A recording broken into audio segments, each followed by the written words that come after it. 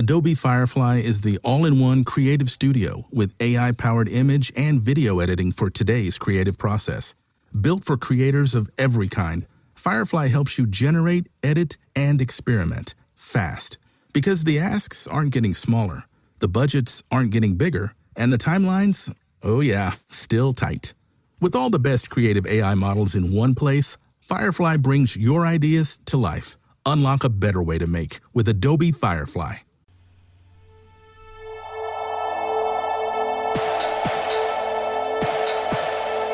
The History of the World podcast, written and presented by Chris Hasler. Episode 59, The Mauryan Empire.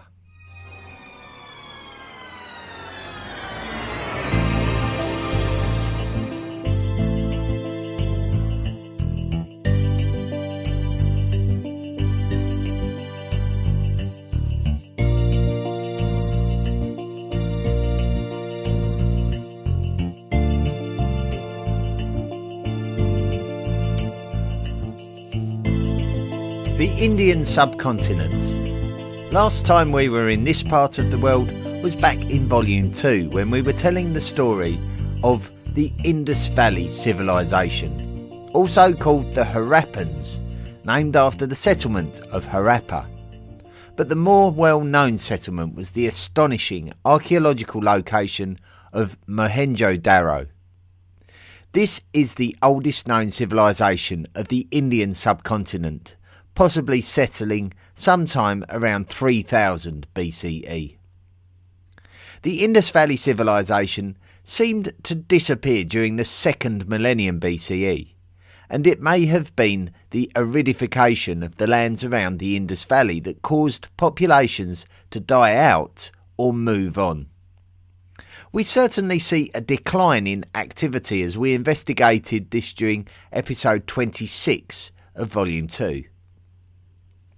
Then, in episode 28 of Volume 2, we described how Indo-Iranian language speakers migrated into the lands of the Indian subcontinent from roughly the area of the modern country of Kazakhstan. The Indo-Iranians, also known as Aryans, diversified from other Indo-European language speakers, and it would be the Indic language speakers who diversified from the Iranians before migrating eastwards towards the lands of the Indus Valley. They would settle the lands around the Ganges River around the turn of the first millennium BCE. Previous to their settlement, their lifestyles were somewhat typical of the nomadic pastoralists from the north, such as the Scythians. As they settled the lands around the Ganges River, they would begin a much more sedentary and agricultural existence.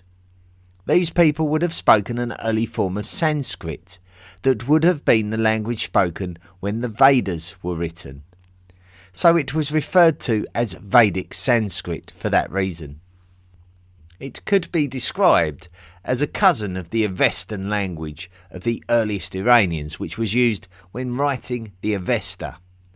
The Avesta are the religious texts of Zoroastrianism, while the Vedas are the oldest scriptures of Indian religion.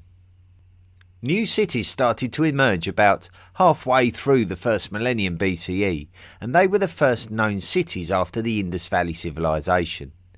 Despite there being a comparative dark age with a lack of information and activity after the Indus Valley civilization disappeared, there are connections with Iron Age Indian artifacts that have similarities to the Indus Valley civilization, particularly in relation to the burnished pottery created by the new cultures of the later Vedic period after 1000 BCE, a time when we can suggest that Indian cultures entered the Iron Age. Settlements emerged from an area in the lands of the upper Indus River, and then right the way along a parallel line south of the Himalayas, where the Ganges River heads eastwards towards the Ganges Delta, where the water empties out into the Bay of Bengal to the east of the subcontinent. The Indus empties out to the west of the subcontinent in contrast. The settlements grew until they would become influential over their surrounding areas in the same way that city-states or poleis would form. There would be a point where around 16 recognisable kingdoms could be identified, although they were not all strictly monarchical. These 16 entities were called the Mahajanapadas, and their period was from around 600 BCE.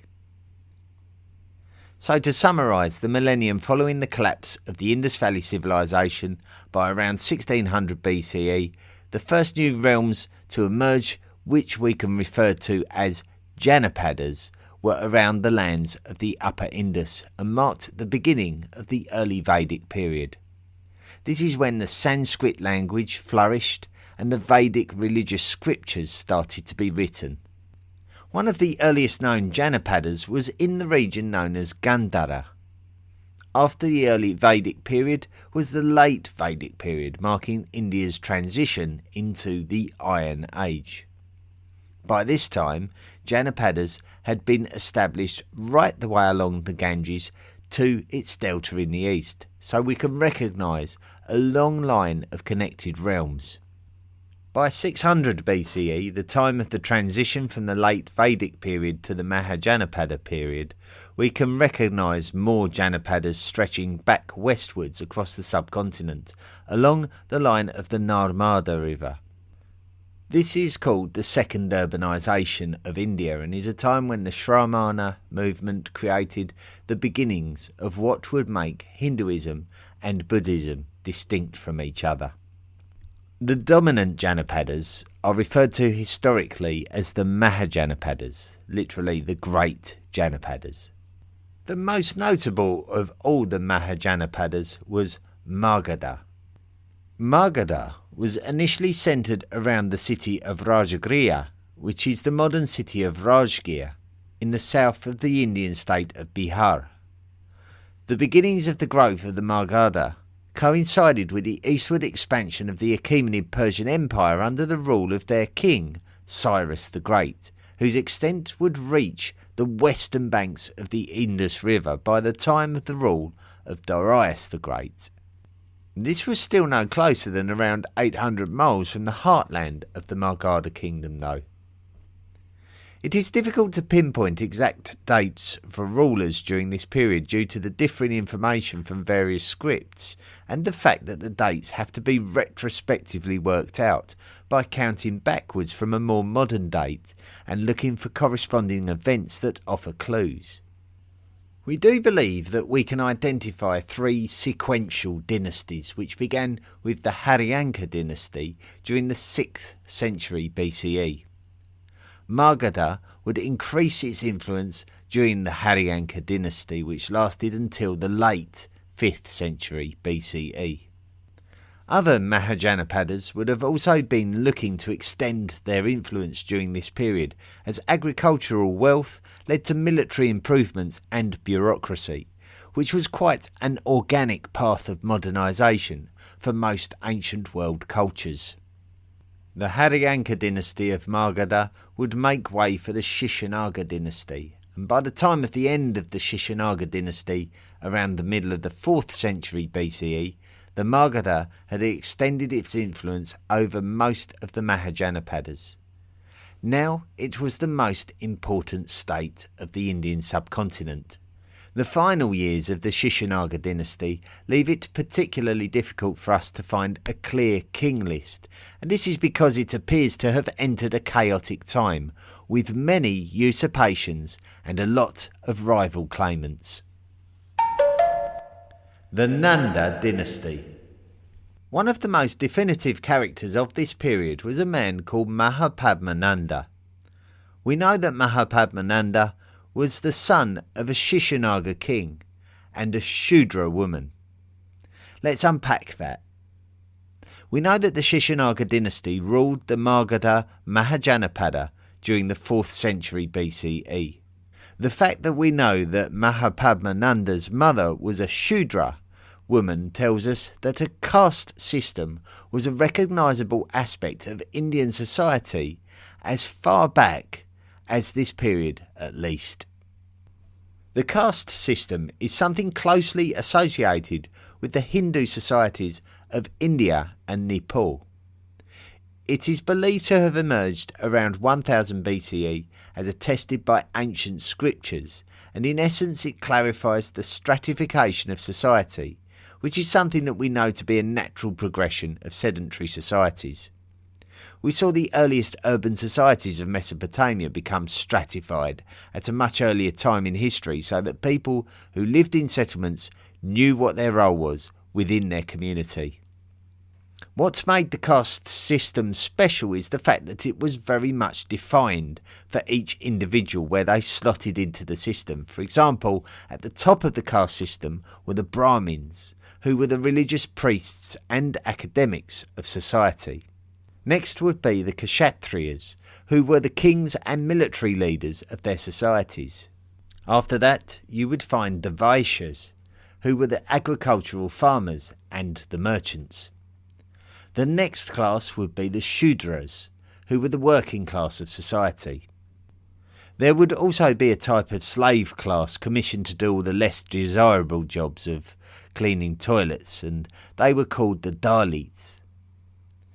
Often we can see the Indian caste system as something that was strictly adhered to in the past, so different castes might not have access to the same resources, and intermarriage between two castes may not be permitted. The younger generations who live in the biggest urban centres in India don't tend to take the rules of the caste system as serious as the older generations, with the concept seemingly somewhat antiquated in the modern world. However, there is more to the caste system history than initially meets the eye, as we have mentioned that the Shishanaga king Mahanandin fathered Mahapadmananda by a Shudra woman, and although this may not seem permissible by the caste system, Mahapadmananda still ultimately became the ruler of the Magadha. Under the Nanda dynasty, the kingdom of Magadha extended its influence to the point where it could be classed as an empire. Some will claim that the strictest period of caste suppression was actually a modern thing which took place under the company rule of India and the subsequent British Raj of the 18th and 19th century. That will be a story for volume 6. By the time of the collapse of the Achaemenid Persian Empire and its subsequent submission to the Macedonians led by Alexander the Great, the influence of the Magadha kingdom under the Nanda dynasty had stretched across near enough all of the Mahajanapadas along the Ganges and Narmada rivers. Chandragupta Maurya. Alexander the Great had reached the lands of the upper Indus River in around 326 BCE, and he may have come into direct conflict with the Magadha kingdom had his own troops not refused to continue Alexander's insatiable and relentless eastward march. The 1st to 2nd century Greek historian Plutarch reports that Alexander met a man called Chandragupta while in the western Indian subcontinental city of Taxila, before Alexander's troops forced him to return west to Babylon. We spoke about this back in episode 18. The local man called Chandragupta is believed to be known to Indian history as Chandragupta.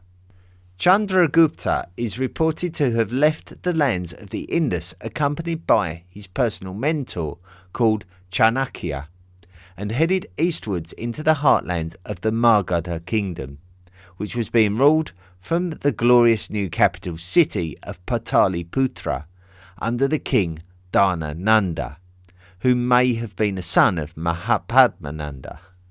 We can't be totally sure why Chandragupta went east, but it could have been at the will of Chanakya. Chandragupta may have even become a military commander under Dhanananda, but it does seem that the relationship between Chandragupta and King Dhanananda broke down at some point, possibly even leading to Dhanananda ordering Chandragupta's execution.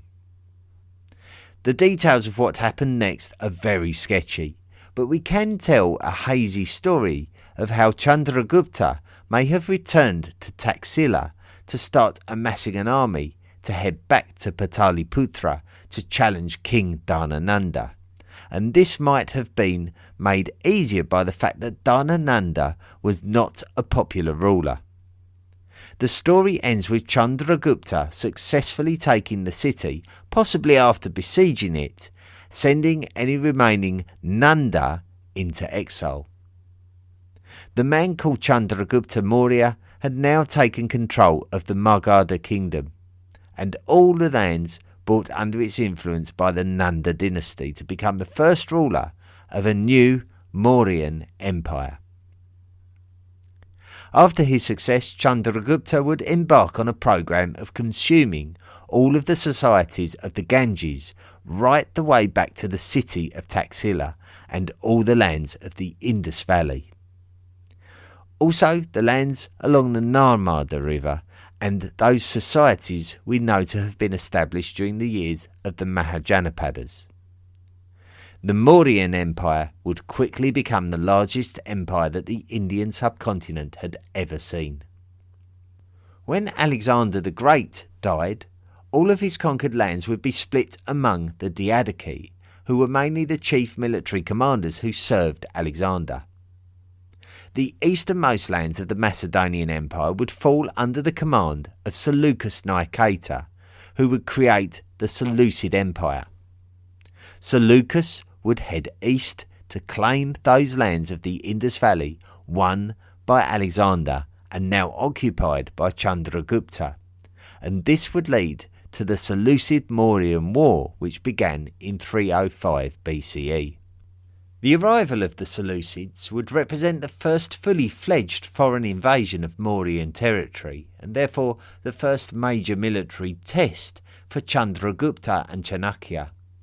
Seleucus believed that he was entitled to these lands centred somewhat around the geographical region of the Punjab, which is roughly the lands between the upper Indus and Sutlej rivers.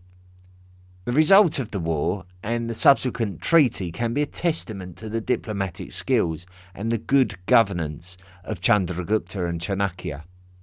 Seleucus would not achieve victory over the Mauryans and had to come to terms with Chandragupta. Seleucus would give up his claims on the Indus satrapies and agreed to a royal marriage alliance between the two empires. Chandragupta would then gift Seleucus with 500 war elephants, which Seleucus gratefully took back to the west, where he may have even utilised them at the Battle of Ipsus, which was a major military conflict between the Diadochi, who were the successors to Alexander the Great and inheritors of his vast empire. We mentioned this battle in episode 21. In later life, Chandragupta would turn to religion and would follow the teaching of the Jainist monk called Bhadrabahu. Jainism was a religion which branched off from Vedic traditions and more closely related to Buddhism than Hinduism, something we'll explore more closely in a later episode.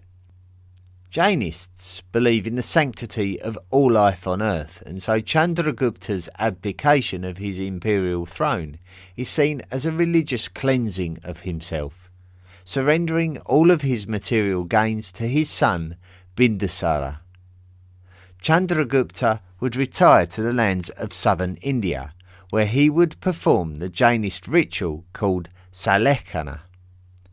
This is the act of fasting from all forms of food and drink, so that one can die and be reborn in the purest form possible. And so Chandragupta performed Salekkhana and indeed passed away. Bindusara seemed to continue the good work of his father by consolidating the territory of the Mauryan Empire. He would reign for over 20 years, and by the end of his reign, the empire would stretch from the lands of the Indus Valley right the way across the subcontinent to the Ganges Delta. Then the imperial lands would stretch southwards across the Deccan Plateau as far as the southern tip of the peninsula, and excluding a large area of land to the east around the region of Kalinga, on the east coast of the peninsula. Ashoka. When Bindusara died in around 273 BCE, a succession crisis took place before one of his sons, called Ashoka, managed to win control of the empire. Much of the Indian subcontinent had been subdued or subjugated into the great Mauryan Empire, which was becoming a place of academia with advances in science and art, and something that would be further advanced by the future societies of India, such as the Gupta Empire. There was a definite fusion of cultures that stretched right the way across Europe and Asia, creating a connection of ideas, academia and trade that would touch all cultures. We hear of nomadic Scythians becoming scholars in Greek lands during this period, but we also see Greek translations of Indian documents actually within India itself from the reign of Ashoka, which validates a diversity of ethnicity which included Greek speakers migrating since the conquests of Alexander the Great in the previous century, and further touched by the neighbouring success of the Seleucid Empire and the formation of a Greco-Bactrian kingdom in the northwest. Generally speaking, Indian culture was advancing at a rapid rate under the rule of the Mauryans. If Ashoka had to battle with his brothers to claim his father's throne, and if it led to a civil war within the Mauryan Empire, then this would not have had the same profound effect on Ashoka as the Kalinga Wars. If you recall, we stated that the Mauryan Empire by this stage pretty much ruled the entire Indian subcontinent east of the Indus and south of the Ganges, apart from the very southern tip of the Indian peninsula and an area on the east coast of the peninsula surrounding the region of Kalinga, which is a similar area to the modern Indian state of Odisha. We're going to explore the story and legacy of Ashoka the Great in greater detail next week. Ashoka is a fascinating character who deserves further discussion, and so we'll see what impact he had on religion, what impact warfare had on him, and whether any of it was even true. What we can be sure of is that he is a highly respected representative of Buddhism, and the reason for this is often directed back to the experiences that Ashoka had while conquering the Kalinga region. The Kalinga region was known for being prosperous, but it is not thought to have been ruled by a single monarch. It would be very much in the interest of the Mauryans to include this region to their empire, which is likely to have been the fundamental motivation for the war. The coastal regions are thought to have been rich in trade. Ashoka is reported to have put Kalinga firmly to the sword in his attempts to subjugate it, and the outcome suggests that anything less than victory was never going to be good enough. Kalinga fell to the Mauryans, and the bloodshed was considerable. It is stated that maybe as many as 150,000 Kalinga people died, and the sheer deadliness had a lasting effect on Ashoka. Ashoka would never engage in any kind of military expansion ever again, seemingly feeling remorse for the mass loss of life during the Kalinga War. Ashoka would observe a rule of non-violence after this war, which was an observance in line with Buddhist practice. This kind of religious observance was similar to the changing nature of Ashoka's grandfather, Chandragupta Maurya, but Chandragupta observed Jainist practices as opposed to the Buddhist practices that Ashoka followed. Having said that, the specific principle of non-violence called ahimsa is a recognisable virtue of Jainism as well as Buddhism, and is also a recognisable Hindu virtue. We will explore the Indian religions more closely in a dedicated episode. The remainder of Ashoka's reign was totally unlike the period previous.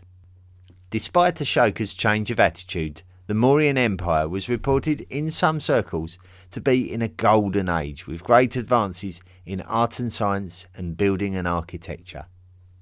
I have to be quick to add that there are also those who suggest that these advances were more significant after the decline of the Mauryans. Mauryan territory would encompass most of modern India, Pakistan and Nepal, as well as a significant portion of Afghanistan. Ashoka would celebrate his huge empire by erecting pillars far and wide, inscribed with edicts advising his subjects on the right way to live their lives according to the concept of dharma, which is effectively a code of conduct which is recognised in all major Indian religions. The pillars would be centred around the heartlands of the empire in relatively close proximity to the Ganges River, and Ashoka would opt for smaller stone slab inscriptions for the far reaches of the empire. He would send missionaries to other lands such as Sri Lanka to spread the word of Buddhism, and showed no interest in any kind of military conquest, preferring psychological conquest. Ashoka died in 232 BCE in the great capital city of the Mauryan Empire, Pataliputra, which has now been supplanted by the newer city of Patna. We have to be careful to note that the majority religion of the Mauryan Empire was still likely to have been Brahmanism, which was another Vedic religion considered to be the precursor of Hinduism. It may even be the case that the major Buddhist schism can find its origin here with the divergence of the Mahayana and Vajrayana traditions, but it's hard to say this with any forceful conviction. The death of Ashoka was more of a political issue for the Mauryan Empire, though. We certainly know that the Satavahana kingdom emerged sometime perhaps after the death of Ashoka in lands to the south of Kalinga, possibly under Mauryan rule. We can't be certain because so little has been recorded about this period that we have to take wild guesses about what really happened. There are a lot of possiblies and probablys. Even if the Satavahana kingdom didn't really begin to exist as a recognisable kingdom until a long time after Ashoka's death, we can still be somewhat confident that the lands that the Satavahana emerged in drifted away from Mauryan influence at the very least. Those scripts that we do have to refer to are often viewed with much trepidation of fallacy or propaganda by historians, and we are advised to view them with caution. We can make some loose suggestions that are unlikely to be a long way from the truth, but if they are, then we really don't have an alternative story, so we may as well go with them anyway. The Mauryan king list gives us our first three definitive kings in Chandragupta, Bindusara and Ashoka, but after that there are a series of shorter reigns, and let's not forget the suspicions of a succession crisis before Ashoka did emerge as the third known Mauryan emperor. The last known Mauryan emperor was Brihadratha Maurya, and he may have ruled during the 180s BCE. His Mauryan Empire is believed to have been considerably smaller than that of Ashoka some 50 years previous. By this time the Seleucid Empire had also shrunk, and so the easternmost territories that bordered the Mauryan Empire had been abandoned, and it would be the Greco-Bactrian king Demetrius who would take advantage of the void that the Seleucids and the Mauryans had been too weak to dominate. Demetrius the Invincible, king of the Greco-Bactrians and the Indo-Greeks, was pressurising the western lands of the Mauryans until a great regicide would take place all the way east in Pataliputra. One of the Mauryan military generals of the 180s BCE was a man called Pushyamitra Shunga, and it may have been that Pushyamitra Shunga was concerned over the weakness of the empire under pressure from Demetrius the Invincible from the west, and he might have attributed it to the comparatively placid presence of Buddhism in the realm. Pushyamitra was very much a Brahmanist who didn't believe in the success of non-military aggression and the lack of a caste system. He believed that the Mauryan dynasty was failing and it was time for a change. So during a military inspection, Pushyamitra Shunga assassinated Brihadratha Maurya and took control of the remains of the Mauryan Empire. Fortunately for Pushyamitra Shunga, Demetrius the Invincible had died in the same year, which appears to have fragmented the Greco-Bactrians and their close cousins, the Indo-Greeks.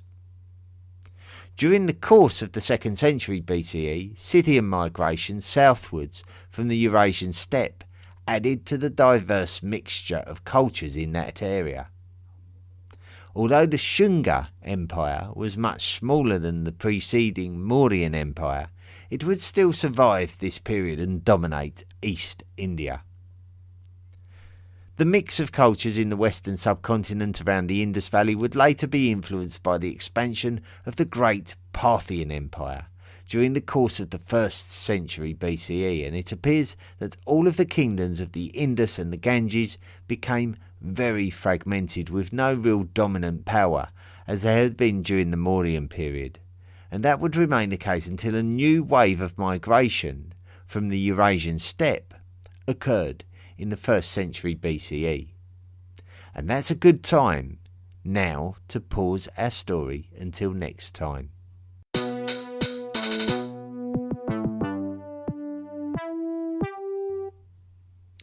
Thank you so much for listening to this week's episode. We've gone back to India for the first time in a long time since we talked about the Indus Valley civilization and the settlement at Mohenjo-daro.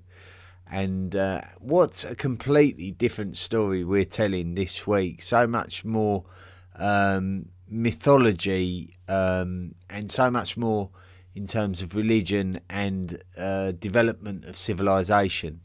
And I'm looking forward to next week when we talk more in detail about Ashoka the Great, because I think the story of Ashoka the Great teaches us so much about what it is to be a responsible historian, how anyone who studies history should look at information, and it really sort of teaches the art of knowledge, understanding, and a little bit of intuition to arrive at the truth. And sometimes that's all we get. We get fragments of information, and the greatest historian minds will put together a story, and if their peers accept it, then we tend to tell that story. And but in that circumstance, obviously, if you don't agree with it and you can give a reasonable explanation as to why you don't agree with it, then you end up with a fascinating discussion about history. So I'm looking forward to next week. It should be quite good on a number of levels. I'm just going to throw it out there as well.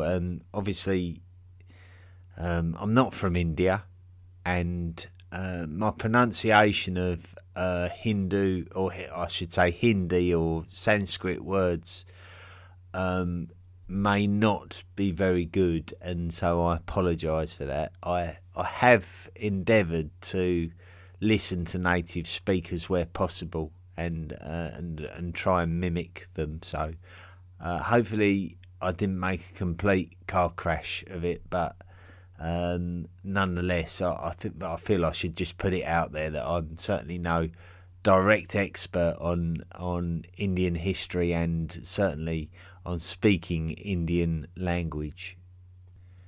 Now, I receive a lot of kind messages every week, messages of support for the podcast, and people do also make contributions towards the upkeep of the podcast, and I can't tell you how grateful I am for all of your generosity. There's so many people want to support this podcast, and I think there's many of you that have a great desire to see this project go right through to the end, and so that you can enjoy the benefit of having a consistent platform by which to base your knowledge of the history of the world on. So I really appreciate everything that all of you do, and when you do make a contribution to the History of the World podcast, you automatically become a member of the History of the World podcast Illuminati, and we can welcome this week Mark Painter, James Jeffries and Danielle Allen and that they're all now members of the History of the World podcast Illuminati, who have very kindly and charitably, voluntarily given up a little portion of their money to keep the podcast going. I can't tell you how grateful I am, as I am to all members of the History of the World podcast Illuminati. You're all stars. You all really help to keep this project going, and yes, you may never realise the difference that you're making, so thank you.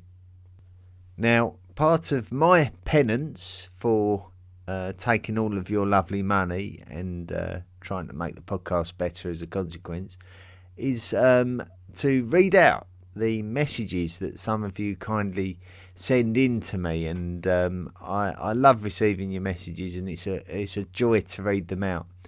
I will say though that I do get sent links to articles sometimes, and it can, to be honest with you, I personally think it's better to post those things on the public forums like Facebook, Twitter, etc., even the discussion forum, because posting it to me is great, and it's nice to receive it, but I am just but one person, and if your goal is to actually spread the knowledge and the information and to give as many people as possible the pleasure of being able to read it and digest it, then you should be posting it on the public forums. Don't email it to me. Post it on the public forums so that we can all enjoy it together. Right, let me see if I can rattle through these messages then, the emails that have been sent to me this week. The first one's from Keith, who puts, "Hey Chris, been loving the podcast. As a 30-year-old, it's a great refresher on top of the new cultures I never covered. I just finished the Volume 2, Episode 33, Archaic Americas, and hearing you speak on the US dismissing its history is truly a frustrating thing." He then writes, "I am from Buffalo, New York, opposite side of the state on Lake Erie, south of Niagara Falls, and even as a kid in school was aware of the whitewashing in our textbooks, but in the 90s they at least taught us some things about horrible things, but since the Bush administration after 9/11 they passed the No Child Left Behind Act that pretty much made it so a student couldn't fail a class, and the textbooks just got worse. I have siblings that are up to 15 years younger than me, and was enraged by the direction everything's been turning.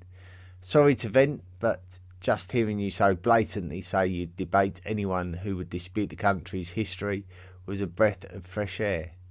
Well, yes, a difficult subject, I suppose. I mean, for me, I see the USA is a incredible human project. Right from its very beginning, it's very unique. It's still to this day, it's an incredibly unique country, founded on some very sort of unique principles, and it's fascinating for me to read more about the political history of the United States of America. So I'd always quite happily go toe to toe with anyone who dismisses US history. But I think my initial comments in that other podcast episode wasn't really about Americans dismissing American history. It was really more about what I witness, which is not much, to be fair, but in Britain I have seen this trendy fad some years ago for saying, "Oh, Americans are jealous of British history." Well, I can't understand why anyone would suggest that, to be honest with you. I think Americans should be very proud of their history and proud of how their country has become what it is today. So that's my feelings about it. But interesting discussion, always interesting discussion when we're talking about the political history of the United States. Alexander Jankowski has put, "The writer from PA," this is referring to an email sent in that I read out on a previous episode. The writer from PA asked what you knew about Attila's grave and buried treasure. We're talking about Attila the Hun here. You knew nothing about it. I'm not surprised. I think the gentleman confused Attila's burial with that of Genghis Khan. The Khan's body, along with numerous grave goods, was given to a number of workers. They were told to find a far out-of-the-way place, bury everything, and erase all tracks of what they had done. Once this was finished, the soldiers sent to protect the workers and the treasure, and the body killed every one of the workers before heading home. And as they came home within sight of the capital, another military force rode out and killed all the Guardian soldiers. I'm so very glad I came across your podcast. I'm amazed that someone would even consider doing this, much less show every sign of carrying the project through to the end. My hat hiding my receding hairline is off to you, sir. Thank you, Alexander. Very well written email there.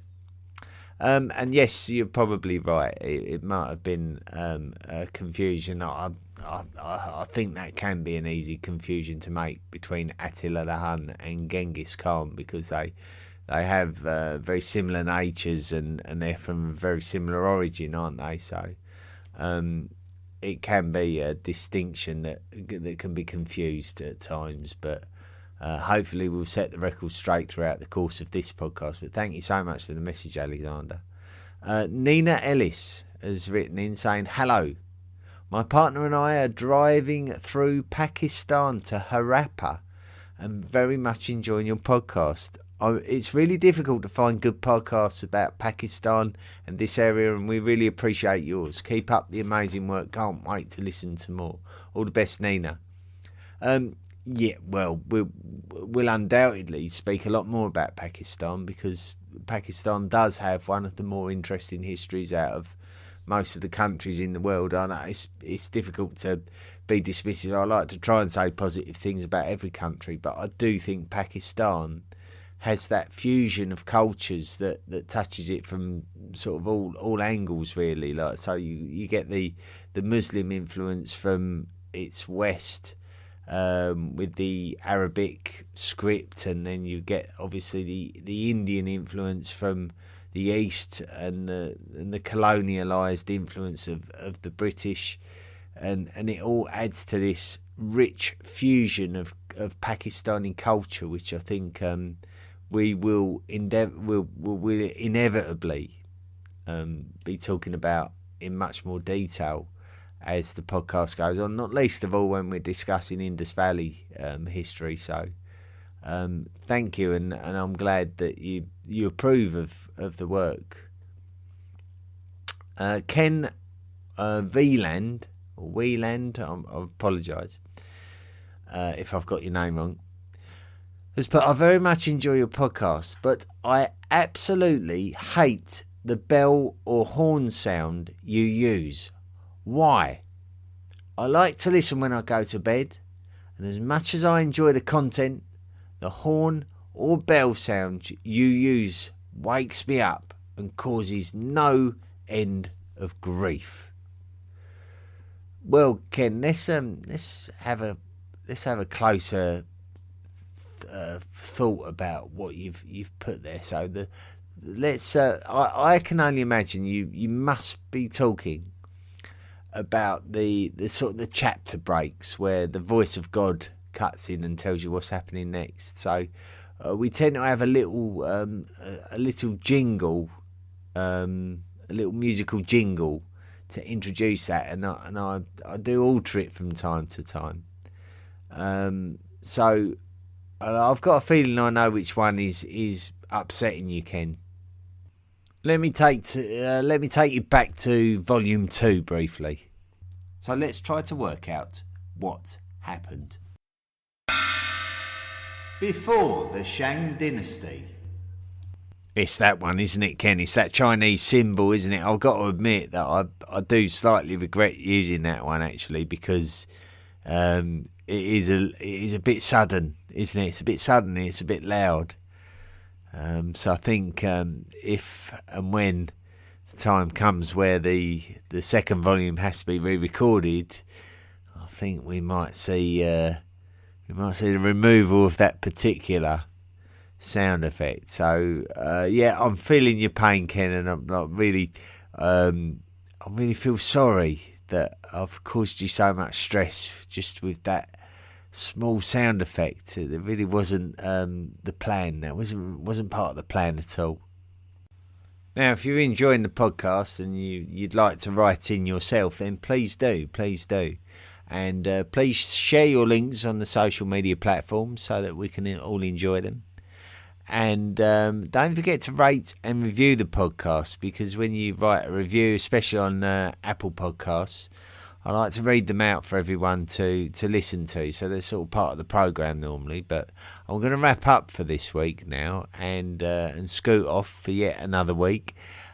Be aware that we may be seeing the emergence of new videos associated with the History of the World podcast, created by none other than Nick Barksdale of the Study of Antiquity in the Middle Ages YouTube channel, which has almost got 100,000 subscribers. Can you believe that? That is astronomical amount of subscribers. So maybe when he publishes the new History of the World podcast, it might attract some new listeners. Who knows?